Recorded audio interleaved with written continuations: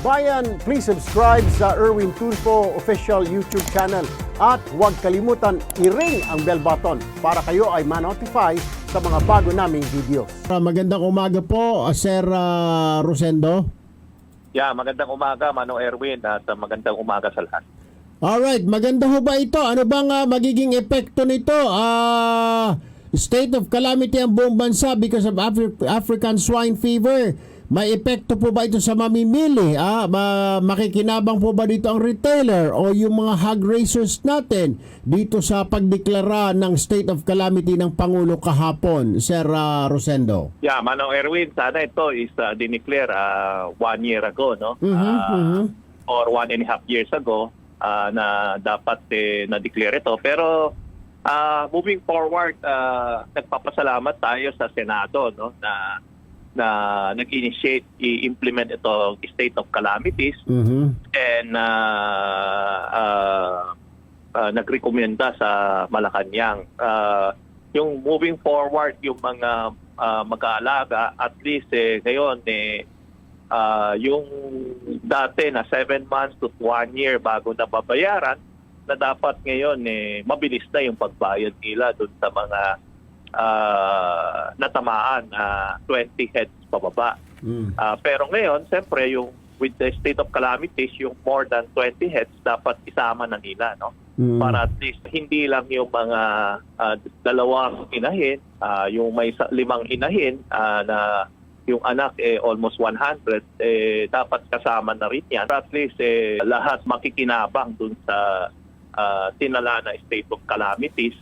And kung may pag-asa na mag-rehabilitate, no, kung makita ng mga racer na pwede mag-alaga ulit,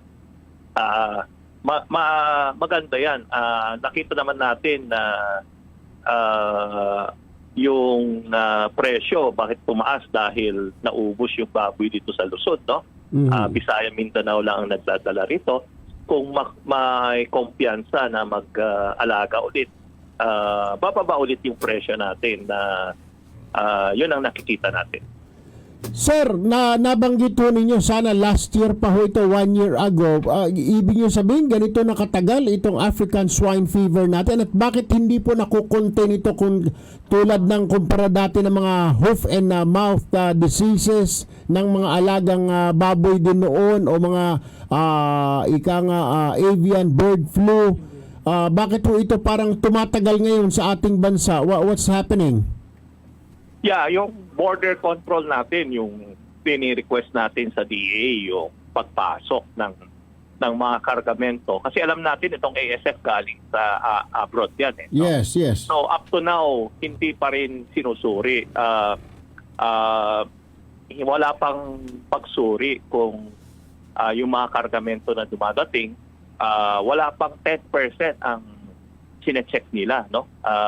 Yung sinusuri siguro mga 1%. Anong kargamento ang susuriin, sir? Anong kargamento? Yung mga livestocks, yung mga buhay na mga baka, baboy na ini-import? Pati yung mga frozen, no? Kasi frozen, ang ASF kasi nabubuhay yan sa frozen meat ng 300 days. Alam nila yan. Alright. Kaya nag-spread dito sa Rizal. So dapat ito is matest sa isang container, kasi dapat kukuha lang sila ng sample. So yung sample na yan, laboratory test kung contaminated. So with that, malalaman natin para makontrol yung spread ng ASF. Pero hindi pa nagagawa ng Department of Agriculture yan up to now. Alright. Sir Rosendo So, Pangulo ng Samahang Industriya ng Agrikultura, maraming salamat po. Magandang umaga po sa inyo, sir. Maraming salamat, Manong Erwin, at magandang umaga. Magandang umaga, Secretary Roque, sir.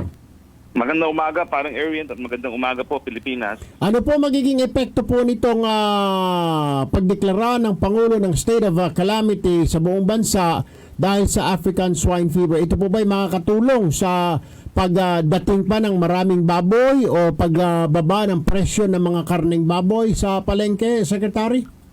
Makakatulong po yan kasi yung mga lokal na pamahalaan po pwede nang gastusin yung kanilang mga calamity funds Okay. para po addressin yung problema ng kawalan ng baboy Oo. at sa problema ng ASF. Oo. So yun po talaga ang epekto ng deklarasyon. No? Oo. Kasi kung wala pong ganyang deklarasyon, mabusisi po ang paggastos ng public funds at matatagalan ang paggastos po mo. Bakit buong bansa po? Mukhang wala naman daw yatang problema sa Visayas and Mindanao. Ang problema lang po, naubos ang baboy natin dito sa Luzon, Secretary. Well, kinakailangan po entire nation approach yan kasi habang tayo nagre-repopulate, ay kinakailangan yung mga po pwede na nating paratingin sa Maynila na mga ASF-free na mga inahin ay makafacilitate din. No? Oo. So, ganyan po, no? Kasi hindi naman tayo po pwede umasa sa pag-angkat ng mga inahin para magkaroon tayo ng repopulation. No? Mhm. So, kinakailangan po, lahat magtulungan. Hindi lang po yung mga nasa lanta dito sa Luzon. Sir, Secretary Harry Roque, sir, maraming salamat po. Magandang umaga. Ingat po kayo lagi, Secretary. Magandang umaga po at maraming Thank you po. salamat po. Ayaw. Bayan, thank you for watching. Kung nagustuhan ninyo ang video, mag-subscribe at i-like lamang ito.